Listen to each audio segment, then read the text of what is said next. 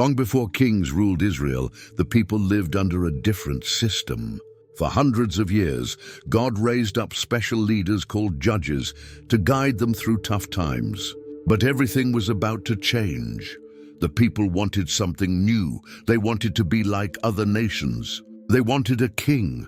This desire would lead to one of the most dramatic stories in Israel's history, where a young man looking for lost donkeys would become the first king of God's chosen people. Israel had been without a king for centuries. Instead, God raised up judges whenever the people faced trouble. These weren't judges like we know today. They were military leaders and spiritual guides who saved Israel from their enemies. But by this time, things were different. Samuel was getting old. He had been Israel's judge and prophet for many years, leading the people and speaking God's words to them. The Bible tells us in 1 Samuel 8:1-3 that when Samuel became old, he made his sons judges over Israel. The name of his firstborn son was Joel, and the name of his second, Abijah. They were judges in Beersheba. Yet his sons did not walk in his ways, but turned aside after gain. They took bribes and perverted justice. The people were worried. Samuel's sons weren't like their father. They were corrupt and unfair. What would happen when Samuel died? Who would lead them then? But there was another problem. All around Israel, their enemies were getting stronger. The Philistines, Ammonites, and other nations had kings who could quickly make decisions and lead their armies into battle. Israel felt scattered and weak without a central leader. So the elders of Israel came together and made a bold decision. As we read in 1 Samuel 8:4-5, all the elders of Israel gathered together and came to Samuel at Ramah and said to him, "Behold, you are old, and your sons do not walk in your ways. Now appoint for us a king to judge us like all the nations." This request broke Samuel's heart. God had always been Israel's true king, working through judges when needed. But the people wanted to be like everyone else. They wanted a human king they could see and follow. When Samuel prayed about this, God gave him a surprising answer. In 1 Samuel 8:7, God said, "Obey the voice of the people in all that they say to you, for they have not rejected you, but they have rejected me from being king over them." God would give them what they wanted, but he warned them about what having a king would cost them. Samuel explained how kings would take their sons for armies, their daughters for servants, their best fields and vineyards, and a tenth of everything they owned. But the people didn't care. As 1 Samuel 8:19-20 records, the people refused to obey the voice of Samuel, and they said, "No, but there shall be a king over us, that we also may be like all the nations, and that our king may judge us and go out before us and fight our battles." Far from these political discussions, a young man named Saul was about to have his life changed forever.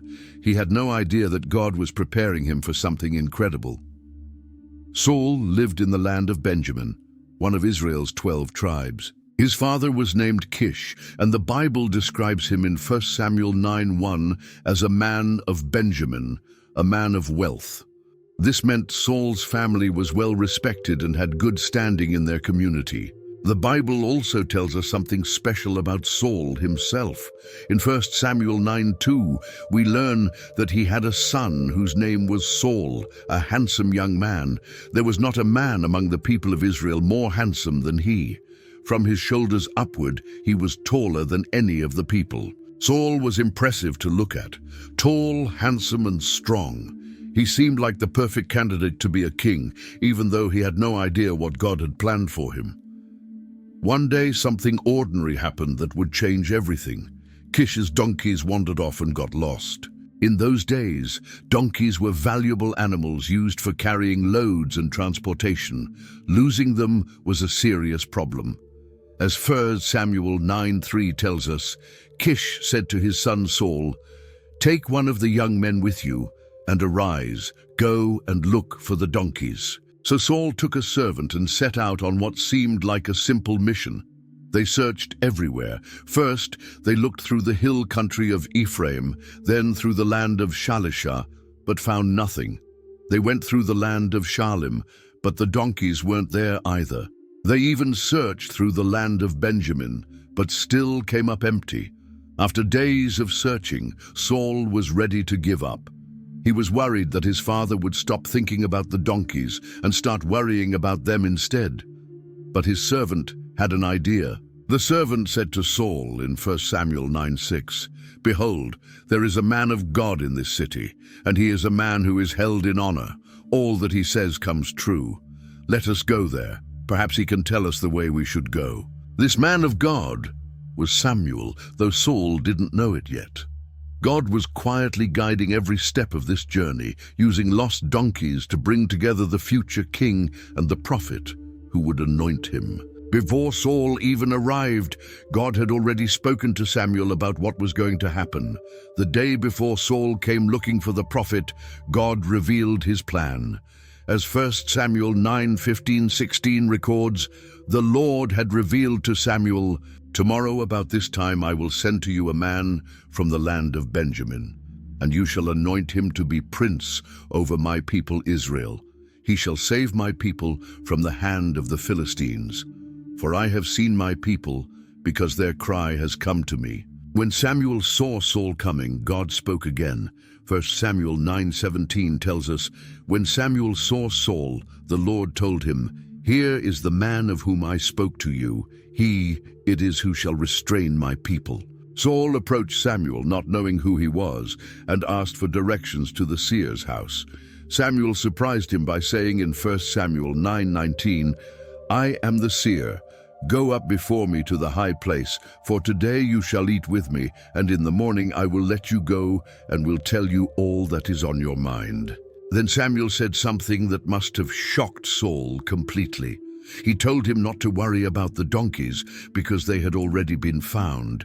But then he added something mysterious in 1 Samuel 9:20. "And for whom is all that is desirable in Israel? Is it not for you and for all your father's house?"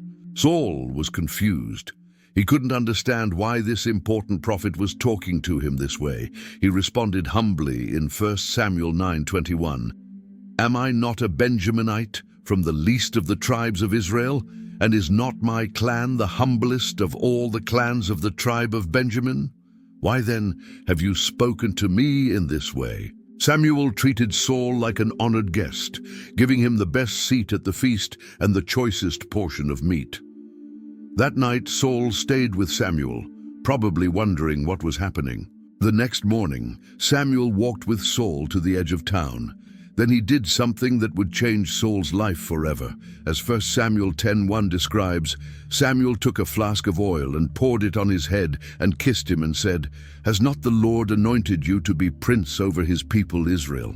And you shall reign over the people of the Lord, and you will save them from the hand of their surrounding enemies." But Samuel didn't stop there. He gave Saul 3 specific signs that would prove God had chosen him. First, he would meet 2 men who would tell him the donkeys had been found. Second, he would meet 3 men carrying food to God, and they would give him bread. Third, he would meet a group of prophets, and God's Spirit would come upon him, making him prophesy with them. Everything happened exactly as Samuel predicted. When Saul met the group of prophets, 1 Samuel 10:10 tells us, "The Spirit of God rushed upon him, and he prophesied among them." This was so unusual that people who knew Saul said to each other, "What has come over the son of Kish? Is Saul also among the prophets?" Samuel knew that anointing Saul in secret wasn't enough. The people needed to see that God had chosen their king. So he called all the tribes of Israel together at Mizpah for a public ceremony. When everyone had gathered, Samuel reminded them of their request for a king.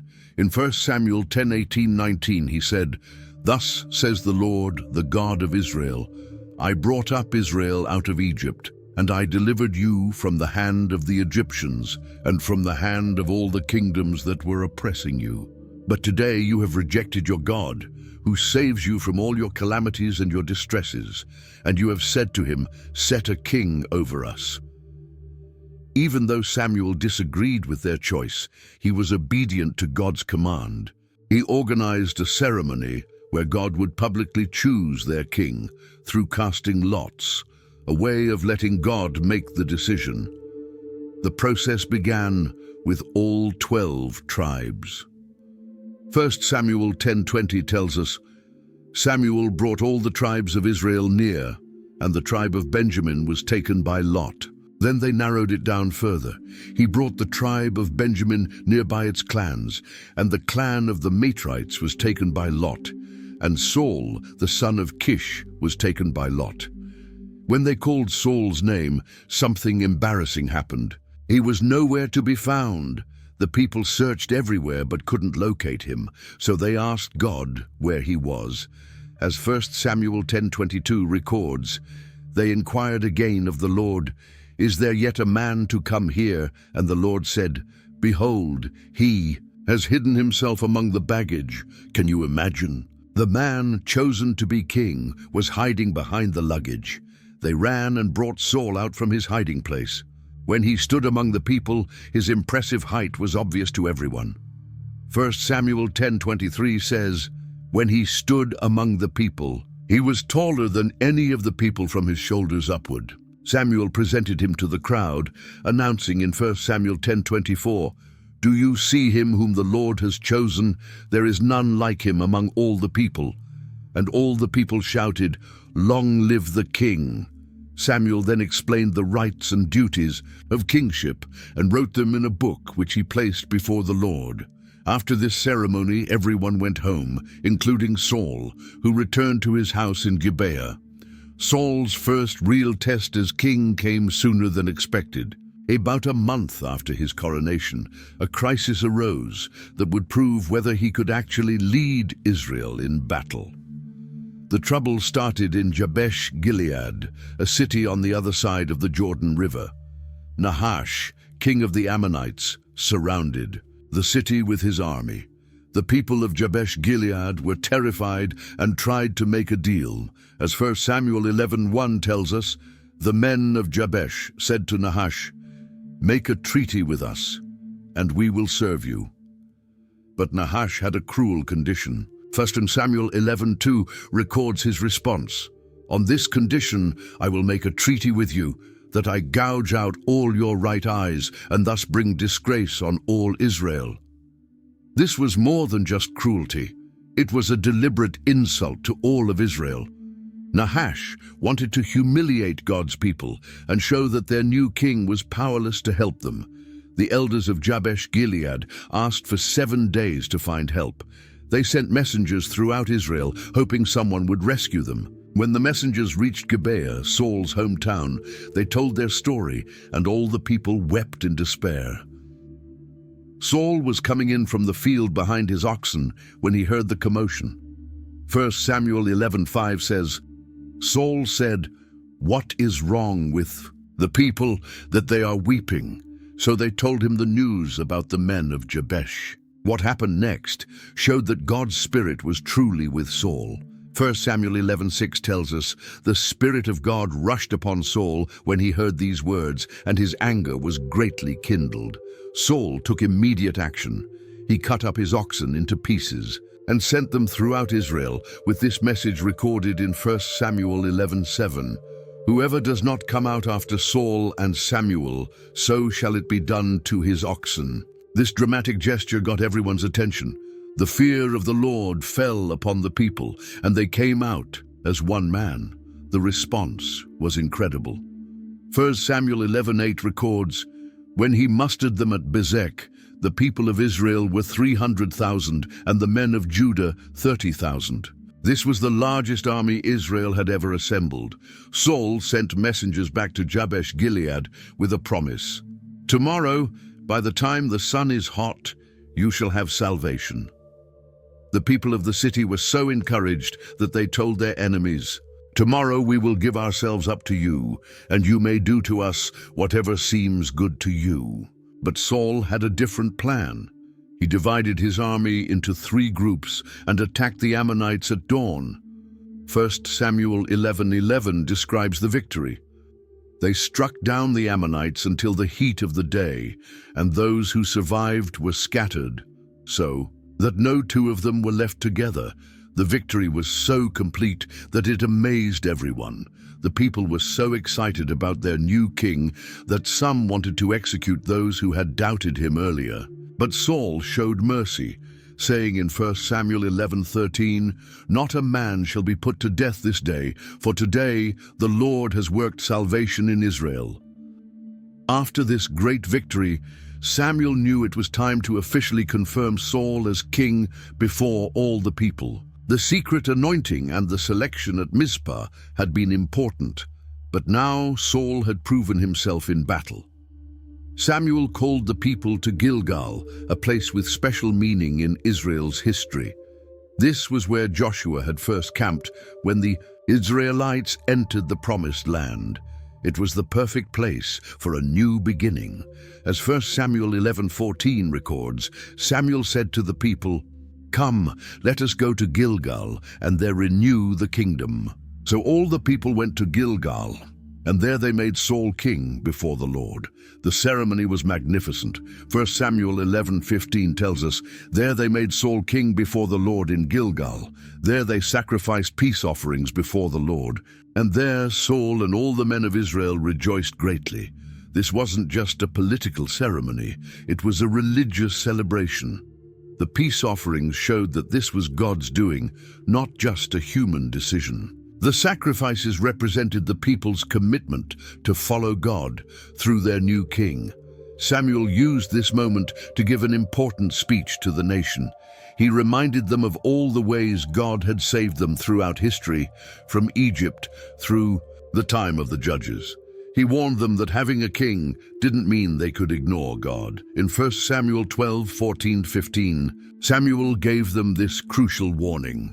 "If you will fear the Lord and serve him and obey his voice and not rebel against the commandment of the Lord, and if both you and the king who reigns over you will follow the Lord your God, it will be well. But if you will not obey the voice of the Lord, but rebel against the commandment of the Lord, then the hand of the Lord will be against you and your king." To prove that God was still in control, Samuel called for thunder and rain, even though it was harvest season when such weather was extremely rare. 1 Samuel 12:18 tells us that the Lord sent thunder and rain that day, and all the people greatly feared the Lord and Samuel. The people were so impressed and frightened that they begged Samuel to pray for them, admitting they had sinned by asking for a king. But Samuel encouraged them, saying that God would not abandon them because of his great name. The coronation at Gilgal was complete. Saul was now officially and publicly the king of Israel, confirmed by victory in battle and blessed by God's miraculous signs. Now that Saul was firmly established as king, he began to organize Israel like never before. For the first time in their history, they would have a permanent army and a central government. The Bible tells us in 1 Samuel 13:1-2 that Saul was years old when he began to reign, and he reigned 2 years over Israel. Saul chose 3,000 men of Israel. 2,000 were with Saul in Michmash and the hill country of Bethel, and 1,000 were with Jonathan in Gibeah of Benjamin. The rest of the people he sent home, every man to his tent. This was revolutionary. Instead of calling up farmers and shepherds only when enemies attacked, Saul created a standing army that was always ready for battle. He kept 2,000 soldiers with himself and gave 1,000 to his son, Jonathan. Jonathan quickly proved himself as a military leader. The Bible records in 1 Samuel 13:3 that Jonathan defeated the garrison of the Philistines that was at Geba, and the Philistines heard of it.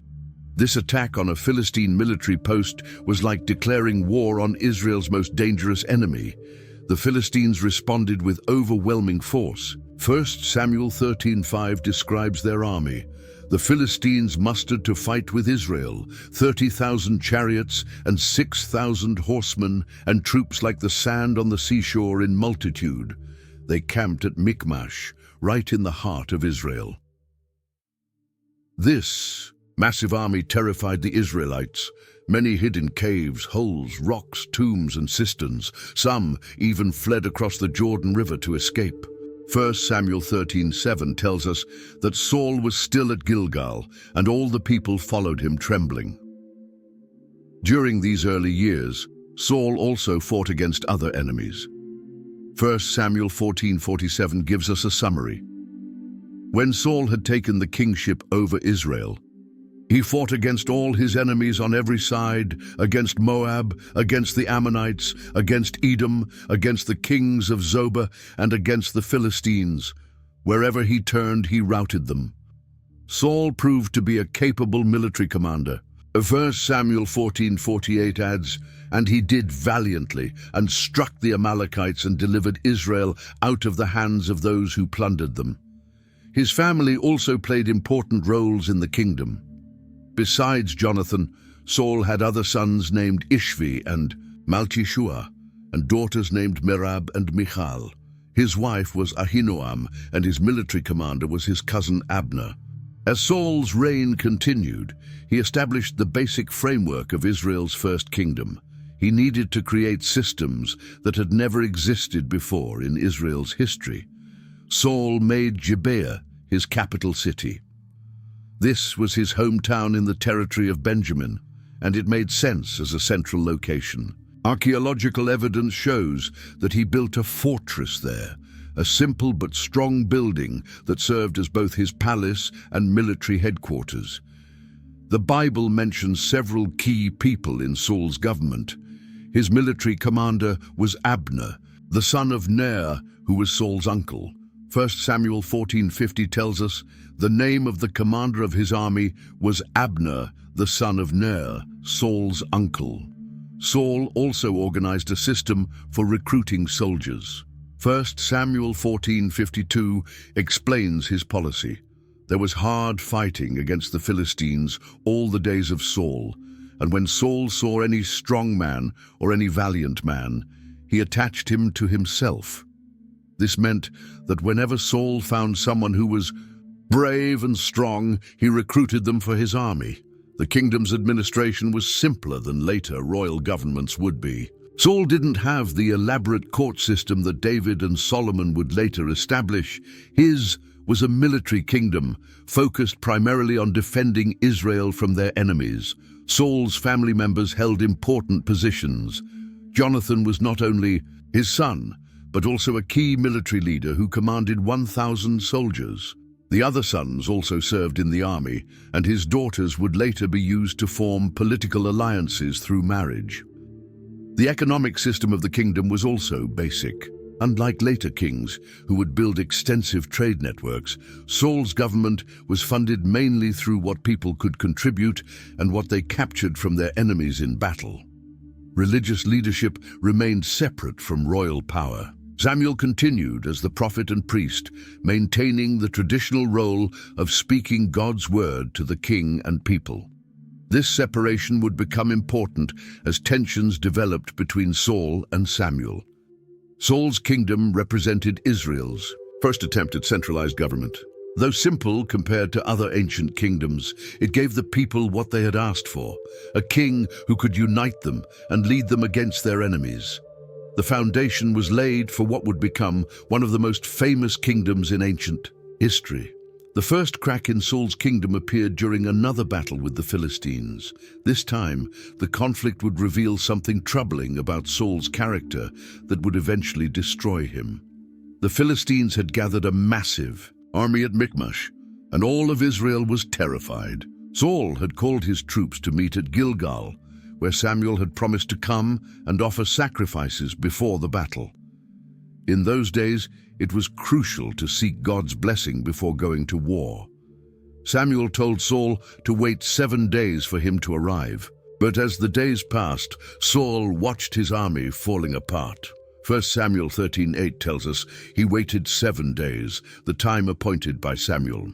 But Samuel did not come to Gilgal, and the people were scattering from him.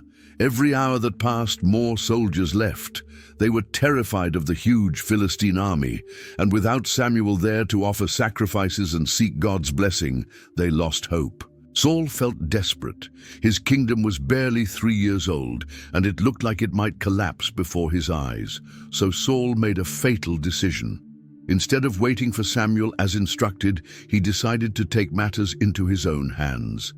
1 Samuel 13.9 records what happened. So Saul said, "Bring the burnt offering here to me, and the peace offerings." And he offered the burnt offering. The moment Saul finished the sacrifice, Samuel arrived. The prophet immediately knew what had happened, and he was not pleased. When Samuel asked what Saul had done, the king tried to justify his actions. In 1 Samuel 13:11-12, Saul explained, "When I saw that the people were scattering from me, and that you did not come within the days appointed, and that the Philistines had mustered at Michmash, I said, 'Now the Philistines will come down against me at Gilgal, and I have not sought the favor of the Lord.' So I forced myself and offered the burnt offering." Samuel's response was devastating. He didn't accept Saul's excuses or show any understanding for his difficult situation. Instead, 1 Samuel 13:13-14 records Samuel's harsh judgment. Samuel said to Saul, "You have done foolishly. You have not kept the command of the Lord your God, with which he commanded you. For then the Lord would have established your kingdom over Israel forever. But now your kingdom shall not continue. The Lord has sought out a man after his own heart, and the Lord has commanded him to be prince over his people, because you have not kept what the Lord commanded you." This was the beginning of the end for Saul. What seemed like a small act of impatience had revealed a deep flaw in his character. When pressure mounted, Saul chose to disobey God rather than trust him. Samuel's words about God finding a man after his own heart would prove to be prophetic. Though Saul didn't know it yet, God was already preparing David to replace him. After delivering this terrible news, Samuel left Saul at Gilgal. The king was left with only 600 men out of the thousands who had originally gathered. The Philistines still controlled the land, and now Saul knew that God had rejected his dynasty.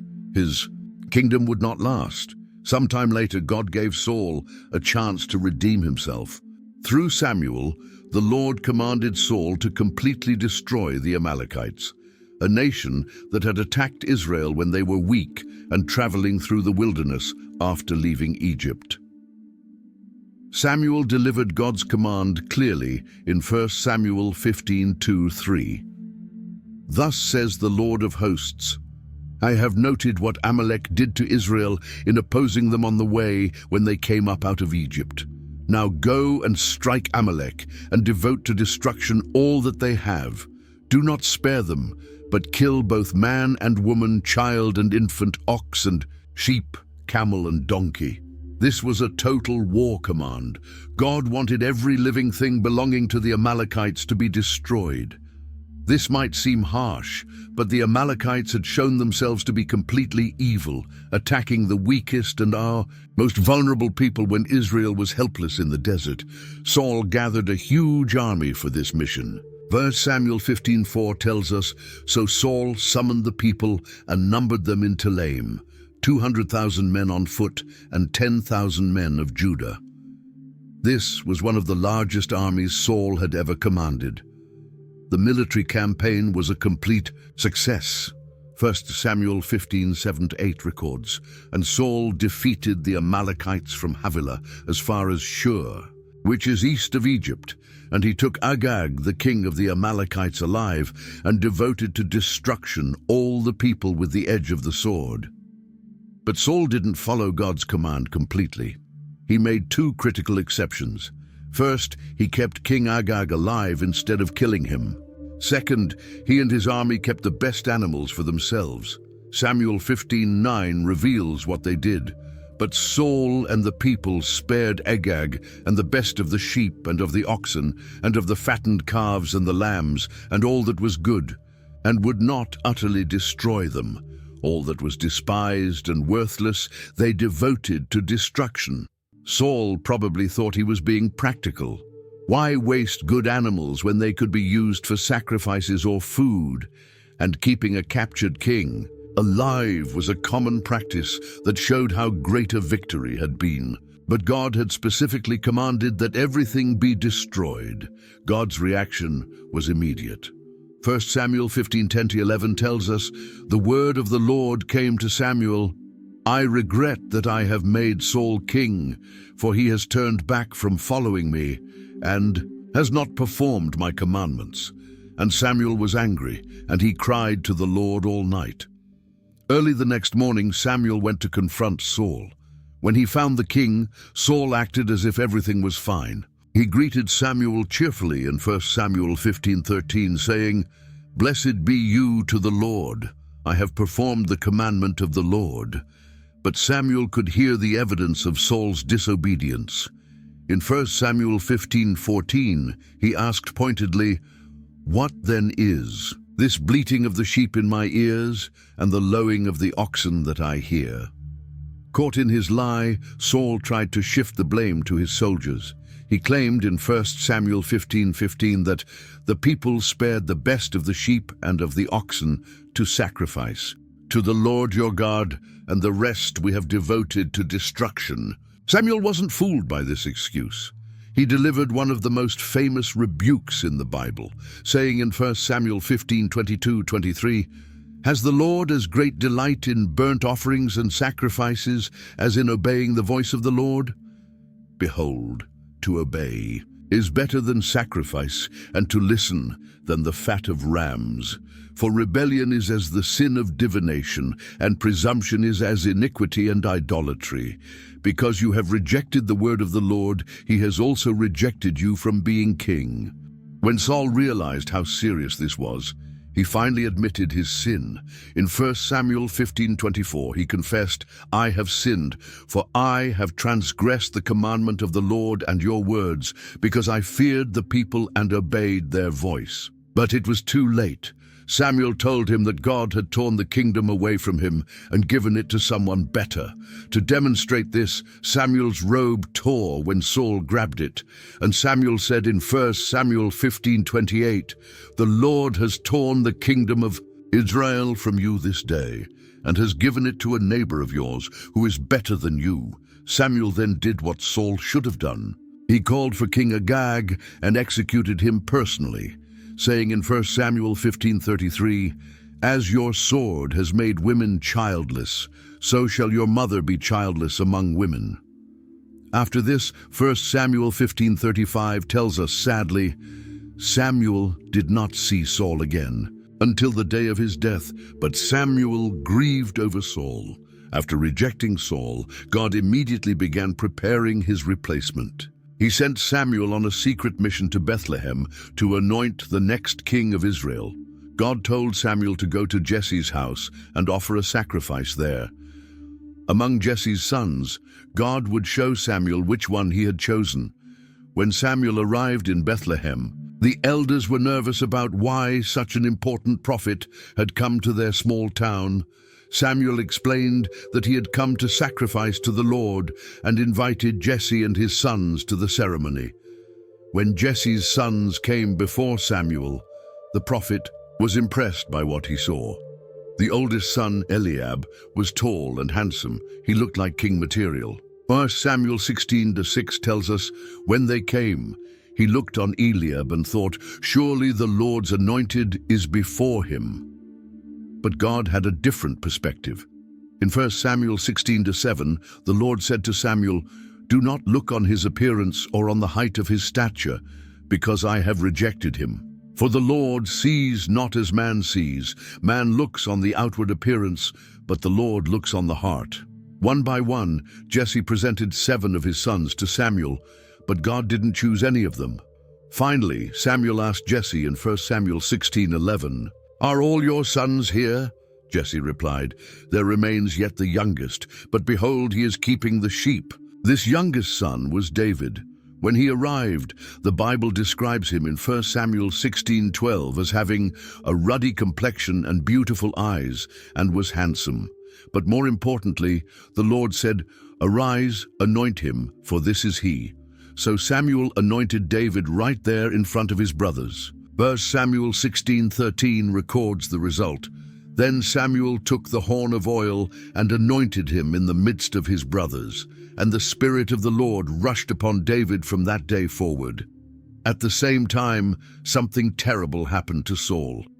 1 Samuel 16:14 tells us, "Now the Spirit of the Lord departed from Saul, and a harmful spirit from the Lord tormented him." Saul's servants noticed that their king was troubled and suggested getting someone who could play music to calm him. They recommended a young man from Bethlehem who was skilled with the harp, David, Jesse's son. The irony was incredible. The man God had chosen to replace Saul was now being brought into Saul's own court. 1 Samuel 16:21 tells us, "And David came to Saul and entered his service. And Saul loved him greatly, and he became his armor-bearer." Whenever the harmful spirit troubled Saul, David would play his harp and Saul would feel better. 1 Samuel 16:23 says, "And whenever the harmful spirit from God was upon Saul, David took the lyre and played it with his hand. So Saul was refreshed and was well, and the harmful spirit departed from him." For a while, this arrangement worked. Well, Saul had no idea that the young musician who soothed his troubled mind was actually the man God had chosen to take his throne. David served faithfully, and Saul appreciated his service. But this peaceful period wouldn't last long. The relationship between Saul and David changed dramatically during Israel's war with the Philistines.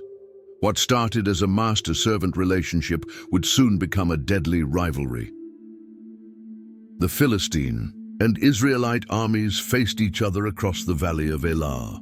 For 40 days, a Philistine giant named Goliath came out and challenged any Israelite to single combat. He was over 9 feet tall and covered in bronze armor weighing 125 pounds. His spear point alone weighed 15 pounds. Every day, Goliath shouted his challenge, recorded in 1 Samuel 17:8-9. "Why have you come out to draw up for battle? Am I not a Philistine, and are you not servants of Saul? Choose a man for yourselves, and let him come down to me. If he is able to fight with me and kill me, then we will be your servants. But if I prevail against him and kill him, then you shall be our servants and serve us." No one in Israel's army dared to face him. 1 Samuel 17:11 tells us, "When Saul and all Israel heard these words of the Philistine, they were dismayed and greatly afraid." David happened to be at the battlefield bringing food to his brothers when he heard Goliath's challenge. He was shocked that no one would defend God's honor. When David asked about fighting the giant, his oldest brother Eliab got angry and accused him of being proud and wicked. But David's words reached King Saul, who sent for the young man. When David offered to fight Goliath, Saul tried to discourage him, saying in 1 Samuel 17:33, "You are not able to go against this Philistine to fight with him, for you are but a youth, and he has been a man of war from his youth." David told Saul about killing lions and bears while protecting his father's sheep, and declared in 1 Samuel 17:37, "The Lord who delivered me from the paw of the lion and from the paw of the bear will deliver me from the hand of this Philistine." Saul tried to give David his own armor, but it was too big and heavy. Instead, David went to fight with just his staff, 5 smooth stones and a sling. When Goliath saw this young man coming toward him, he was insulted. 1 Samuel 17:43-44 records his angry words. "Am I a dog that you come to me with sticks? Come to me, and I will give your flesh to the birds of the air and to the beasts of the field." David's response was bold and faith-filled. In 1 Samuel 17:45-47, he declared, "You come to me with a sword and with a spear and with a javelin, but I come to you in the name of the Lord of hosts, the God of the armies of Israel, whom you have defied. This day the Lord will deliver you into my hand, that all the earth may know that there is a God in Israel, and that all this assembly may know that the Lord saves not with sword and spear. For the battle is the Lord's, and he will give you into our hands. The battle was over in seconds. David ran toward Goliath, put a stone in his sling, and struck the giant in the forehead. 1 Samuel 17:49 tells us, "The stone sank into his forehead, and he fell on his face to the ground. When the Philistines saw their champion was dead, they fled in panic. The Israelites chased them and won a great victory, returning with much plunder from the enemy camp. But this victory created a problem for Saul. When the army returned home, the women came out singing and dancing. 1 Samuel 18:7 records their song, "Saul has struck down his thousands, and David his 10,000s. This song hit Saul like a physical blow. 1 Samuel 18:8-9 tells us, "And Saul was very angry, and this saying displeased him. He said, 'They have ascribed to David 10,000s, and to me they have ascribed thousands, and what more can he have but the kingdom?' And Saul eyed David from that day on. From that moment, Saul saw David not as a faithful servant, but as a threat to his throne. The young man who had once soothed his troubled spirit with music had now become the source of his greatest fear and jealousy. Saul's jealousy quickly turned into murderous hatred. The very next day after the women's song, Saul's mental condition worsened dramatically. Samuel 18:10-11 describes what happened. The next day, a harmful spirit from God rushed upon Saul, and he raved within his house while David was playing. The lyre, as he did day by day, Saul had his spear in his hand.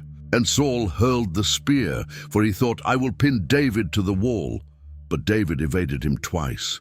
Twice, Saul tried to kill David with his spear, while the young man was playing music to help him feel better.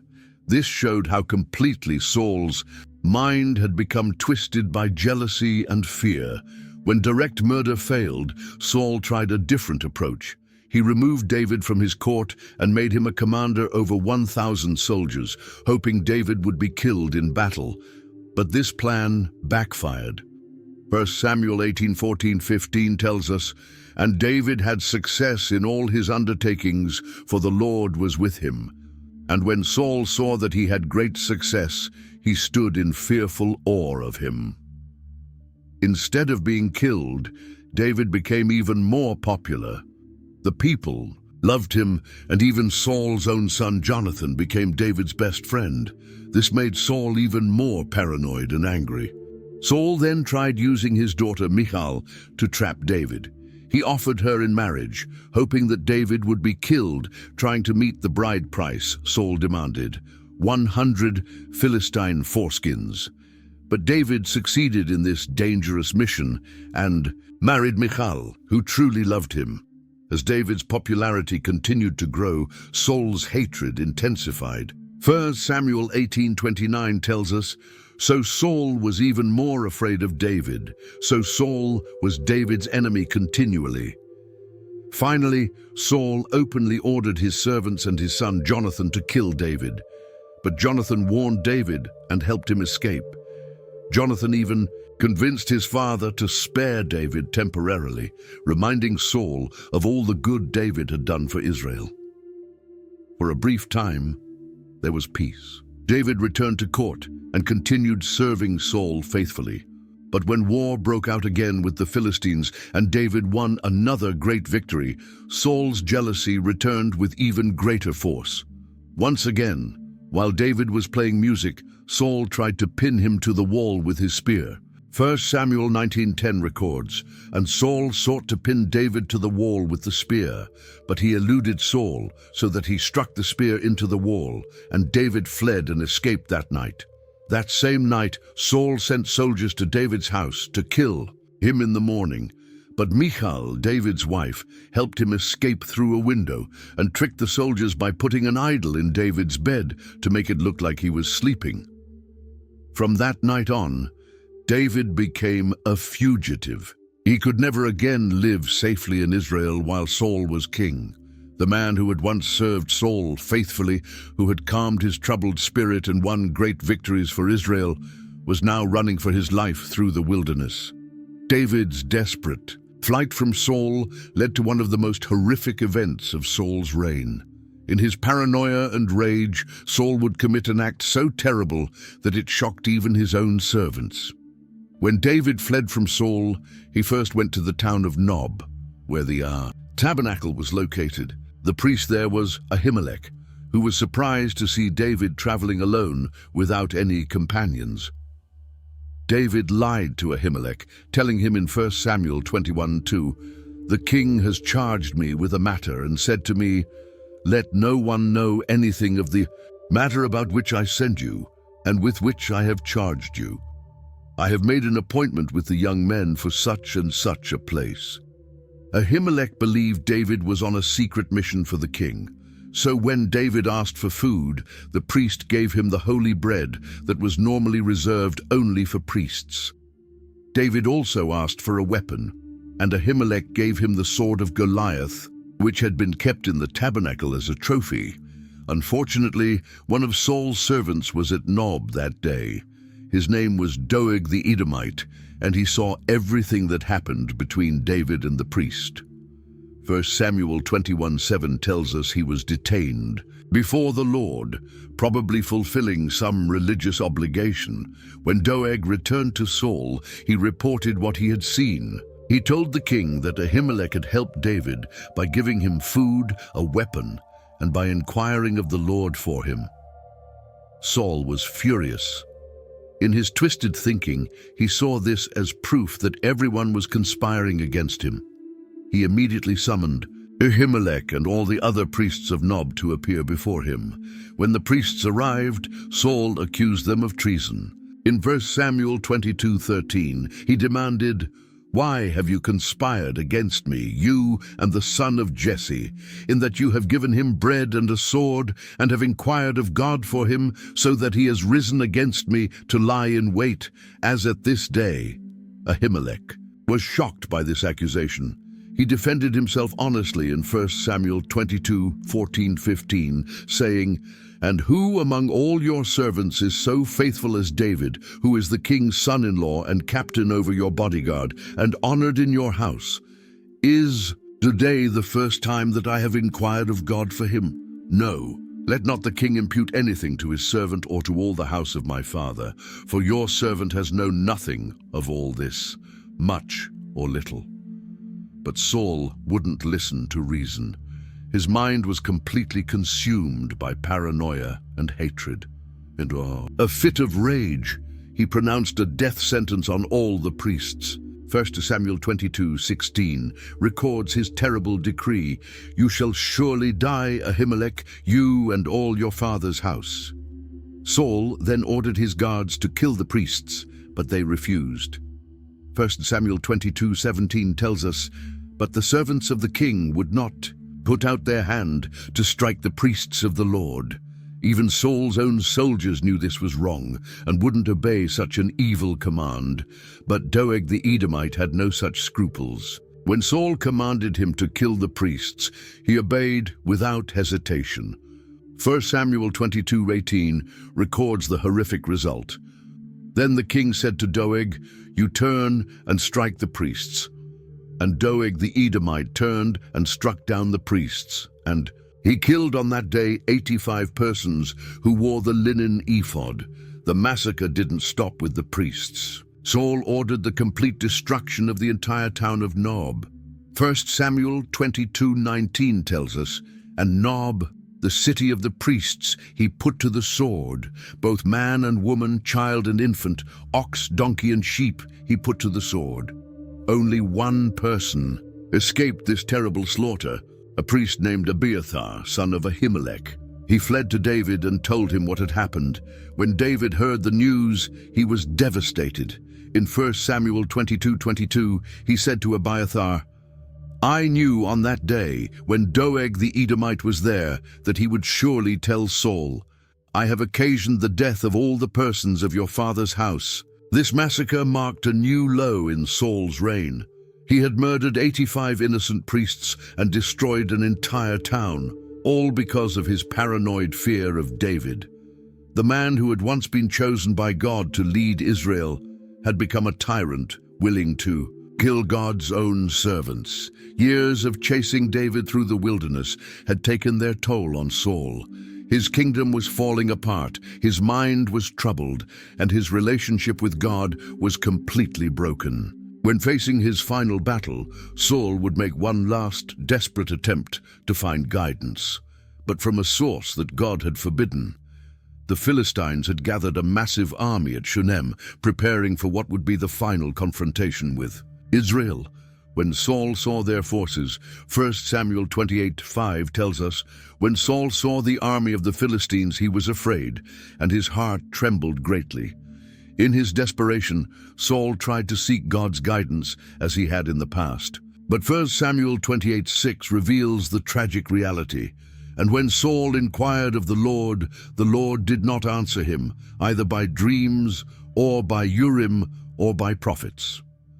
God's silence was deafening. After years of disobedience, murder, and rebellion, the Lord would no longer speak to Saul through any of the normal means. There were no prophetic dreams, the sacred lots gave no answer, and no prophet would bring him God's word. In his panic, Saul decided to do something he had previously forbidden.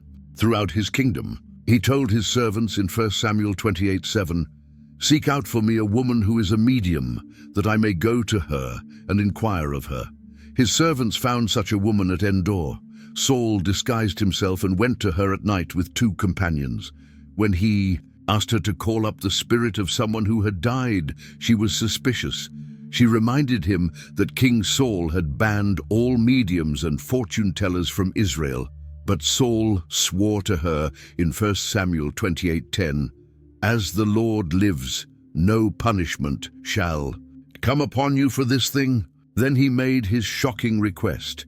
He wanted her to bring up the spirit of the prophet Samuel, who had died some time earlier. What happened next terrified even the medium. When she performed her ritual, she saw something that made her scream. 1 Samuel 28:12 tells us, "When the woman saw Samuel, she cried out with a loud voice." She realized that the man who had asked her to do this was King Saul himself.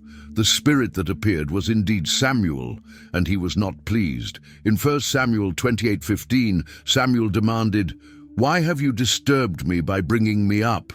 Saul explained his desperate situation. The Philistines were attacking. God wouldn't answer him, and he didn't know what to do. Samuel's response was devastating. He reminded Saul of his disobedience and told him that God had torn the kingdom away from him and given it to David. But then Samuel delivered the most terrible prophecy of all. In 1 Samuel 28:19, Samuel declared, "Moreover, the Lord will give Israel also with you into the hand of the Philistines, and tomorrow you and your sons shall be with me. The Lord will give the army of Israel also into the hand of the Philistines." This meant that by the next day, Saul and his sons would be dead, and Israel would be defeated. When Saul heard these words, he collapsed.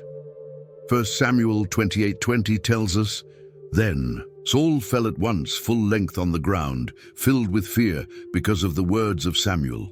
And there was no strength in him, for he had eaten nothing all day and all night." The medium and Saul's servants had to force him to eat something to give him strength for the journey back to his army. But nothing could change what Samuel had prophesied. Saul's final attempt to find guidance had only confirmed his doom. The next day, everything Samuel had prophesied came to pass. The battle at Mount Gilboa would be Saul's last, ending not just his life, but his entire dynasty in a single day of horror. The Philistine army attacked with overwhelming force. 1 Samuel 31:1 describes the beginning of the end. Now the Philistines were fighting against Israel, and the men of Israel fled before the Philistines and fell slain on Mount Gilboa. Israel's army collapsed completely. The soldiers who had once followed Saul bravely into battle now ran in terror from the superior Philistine forces. The battlefield became a scene of slaughter as fleeing Israelites were cut down by their enemies. But the Philistines had specific targets in mind. 1 Samuel 31:2 tells us, "And the Philistines overtook Saul and his sons, and the Philistines struck down Jonathan and Abinadab and Malchishua, the sons of Saul. One by one, Saul's sons fell in battle. Jonathan, the brave warrior who had been David's best friend, was killed. Abinadab and Malchishua also died fighting. In a single day, Saul lost all the sons who were with him in battle. Then the enemy archers found Saul himself." 1 Samuel 31:3 records, "The battle pressed hard against Saul, and the archers found him, and he was badly wounded by the archers. Wounded, and seeing his sons dead around him, Saul knew the end had come. He was terrified of what the Philistines would do to him if they captured him alive. They would torture him and make a spectacle of his death. So Saul made one final decision. He turned to his armor-bearer and said in 1 Samuel 31:4, "Draw your sword and thrust me through with it, lest these uncircumcised come and thrust me through and mistreat me." But his armor-bearer refused. The text tells us he would not, for he feared greatly. Even in this desperate moment, the young man couldn't bring himself to kill his king, so Saul took matters into his own hands. 1 Samuel 31:4 continues, "Therefore Saul took his own sword and fell upon it. When the armor-bearer saw that Saul was dead, he also fell on his sword and died with his master." The tragic scene was complete. 1 Samuel 31:6 summarizes the devastating end. "Thus Saul died, and his 3 sons, and his armor-bearer, and all his men on the same day together." When the other Israelites saw that their army had fled and that Saul and his sons were dead, they abandoned their cities and fled. The Philistines moved in and occupied the towns, completing their victory. The next day, when the Philistines came to strip the dead, they found the bodies of Saul and his sons. They cut off Saul's head and stripped off his armor, sending messengers throughout Philistine territory to proclaim their victory. They put Saul's armor in the temple of their gods and hung his body on the wall of Beth-shan as a trophy.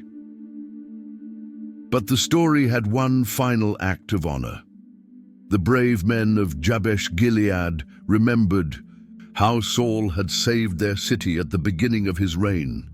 1 Samuel 31:11-13 tells us, "But when the inhabitants of Jabesh-Gilead heard what the Philistines had done to Saul, all the valiant men arose and went all night and took the body of Saul and the bodies of his sons from the wall of Beth-shan. And they came to Jabesh and burned them there. And they took their bones and buried them under the tamarisk tree in Jabesh and fasted 7 days. So ended the reign of Israel's first king. The man who had started with such promise, tall, handsome, chosen by God, and victorious in battle, died by his own hand on a battlefield, his dynasty destroyed, his kingdom in ruins. Saul's tragic end was the direct result of his choices to disobey God, let jealousy consume him, and trust in his own wisdom rather than God's commands. If this story touched your heart or taught you something new about God's Word, I'd love for you to hit that subscribe button and ring the notification bell so you won't miss any of our biblical stories. Your subscription helps us continue bringing these powerful accounts from Scripture to life. Did you know someone who needs to hear Saul's story? Share this video with them. Sometimes God uses these ancient stories to speak directly into our modern lives. And if this video blessed you, please give it a thumbs up. It really helps more people discover these biblical narratives. What story from the Bible would you like us to cover next? Let me know in the comments below.